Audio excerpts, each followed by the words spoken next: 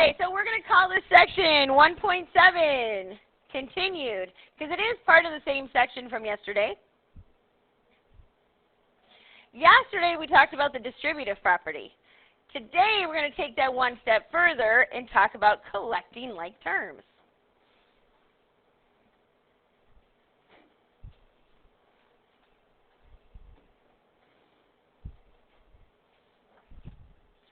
So when we collect like terms today, we're going to make sure that we write our expression in the correct order. So we're going to talk about the order of expressions.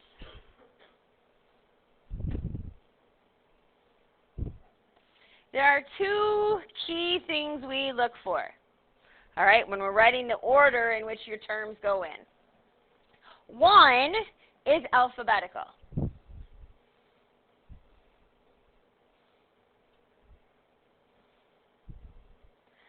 So terms that are in alphabetical order might be 3a plus 4b minus 2c. We have three different variables in there, and we write them in alphabetical order. Okay? The second thing we look to is your exponents. We say exponents are in descending order.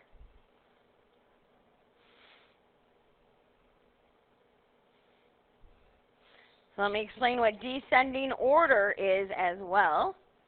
Descending order means that if I have I have the same variable on a couple terms, then I have to take the highest exponent first.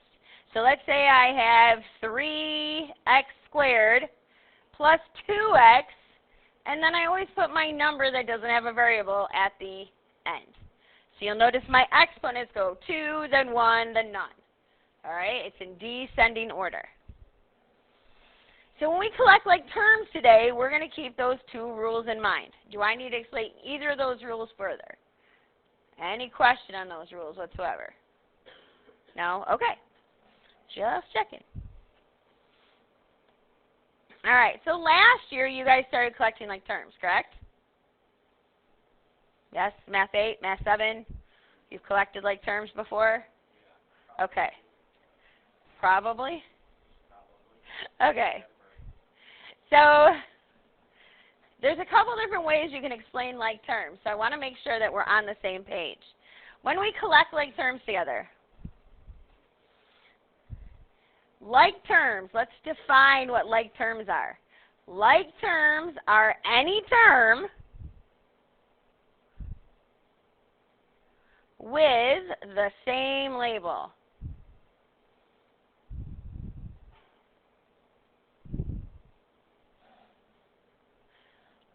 And when you go to collect them together, we simply add the front number, which is called a coefficient,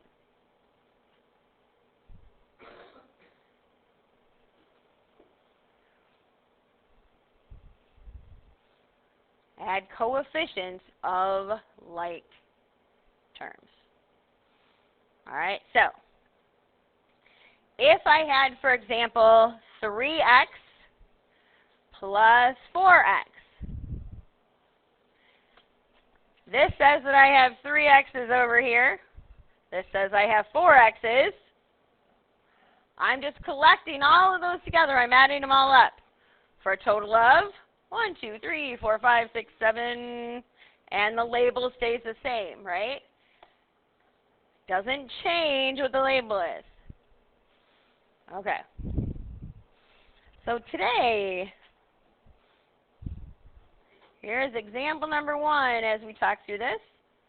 Example 1. This is what you have for 54 through 64 to start with. Simplify by collecting like terms.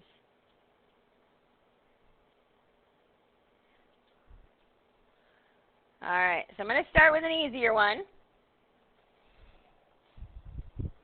So let's say I have 4 W's plus 6 Y's minus 2 W's.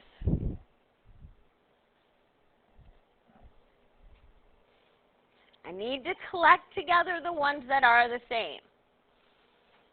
So I have 4 W's here, and I have minus 2 W's here. And remember we said the sign always goes with the number, right? So we're going to start with our W's. Why am I starting with W instead of starting with Y? Comes before it in the alphabet. Very good. Comes before it in the alphabet. So if I have 4 W's and I take away 2 W's, how many W's do I have left? 2. So I have 2 W. Do I have anything to combine this 6Y with? Nope. So I'm just going to write plus 6Y. And that's it. You can only put together the ones that are the same. All right, let's try example number 2. Still part of that same section, but I'm going to get a little bit harder. It's not really harder, but what if I had 6x squared plus 3x squared?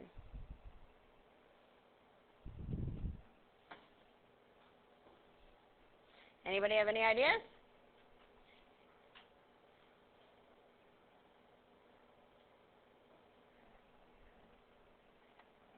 Okay, this is just the label, right? So this says I have 6x squared. So I have 1, 2, 3, 4, 5, 6x squared. This says I have 3 of them. So how many total do I have of them? 9 of them, exactly. And it's 9x squared. Again, the label doesn't change. We're just going to add those front numbers together. Yes. Yes. How far you need me to go, Justin? Okay. All right, so I want to make sure we're understanding that when we add these together, we're just adding the front number, which is called a coefficient, of the like terms, and then the label doesn't change. All right?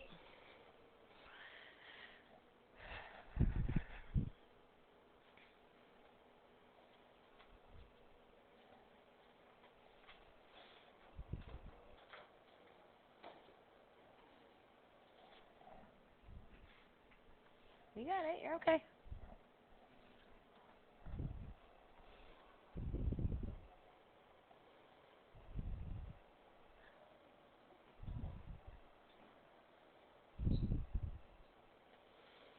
So what do you think, guys? Can we get a little bit tougher? Can we get tougher? I think so, too. Okay.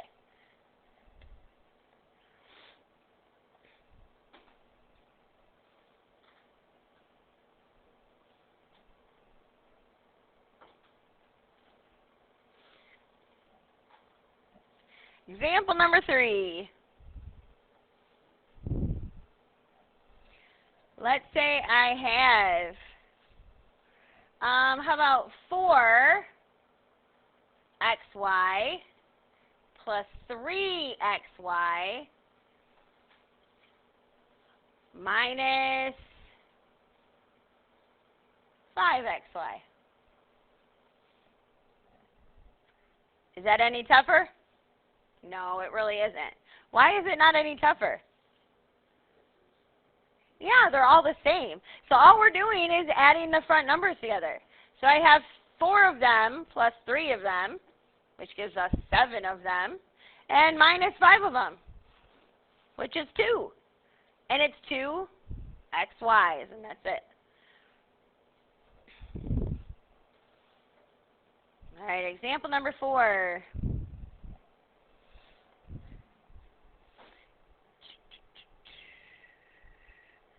Let's do one from,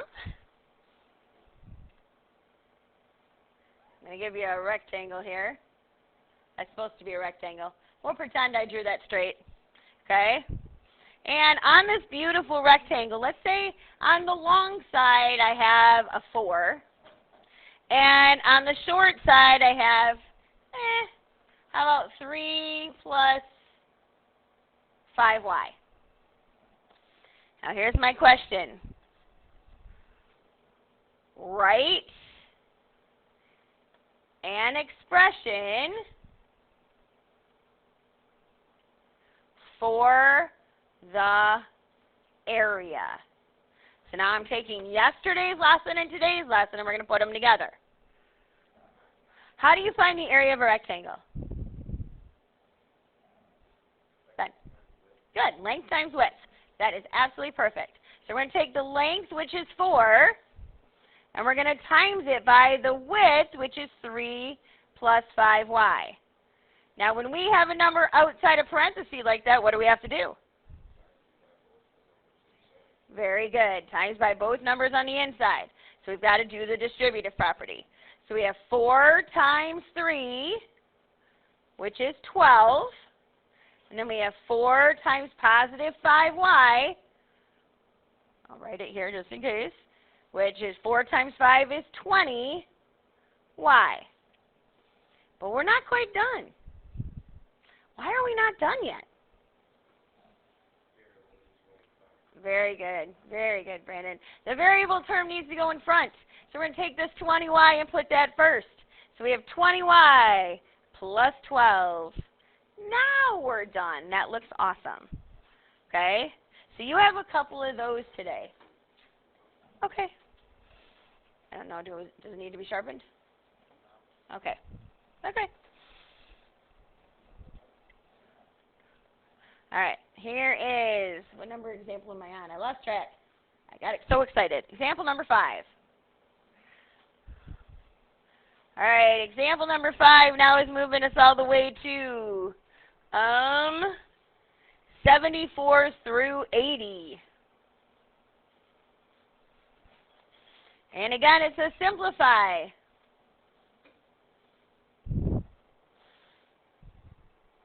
So let's go with 3 times 2x plus 6, and then plus 5x.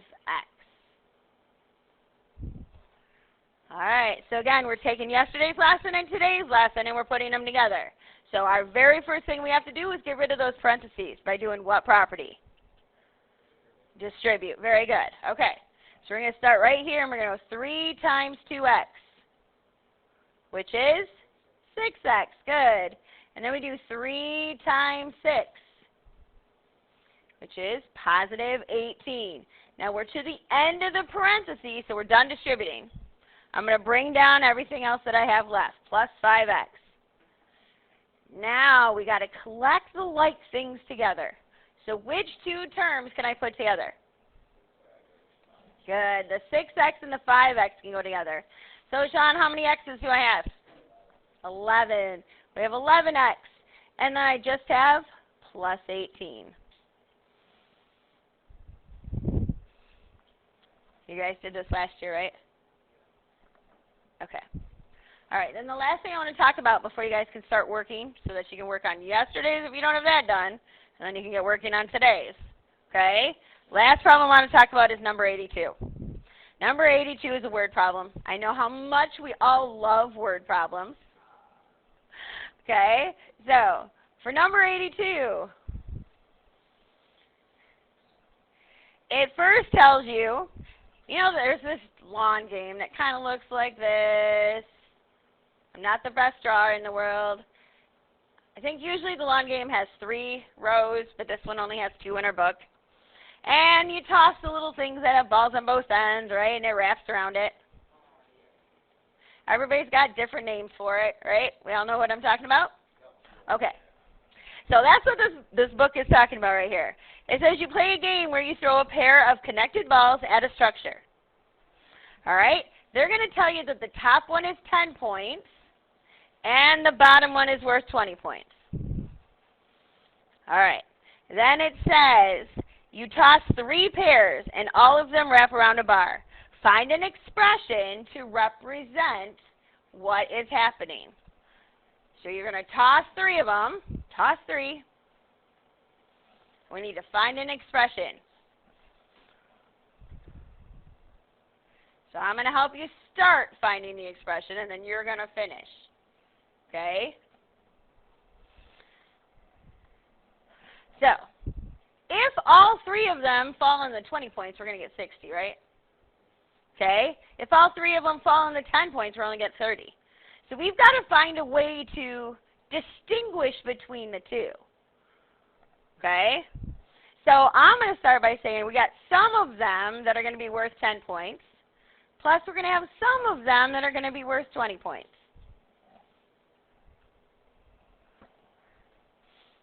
Now, out of the three of them, okay, we got three that we're throwing, we can say either a number fall on 10 or a number fall on 20. What do you want to say? Where do we want to put our a? We either put it at 10 or we put it at 20. Or x or whatever variable you guys want to use. 10, all right. So we're going to say x goes right here. X, a, whatever variable.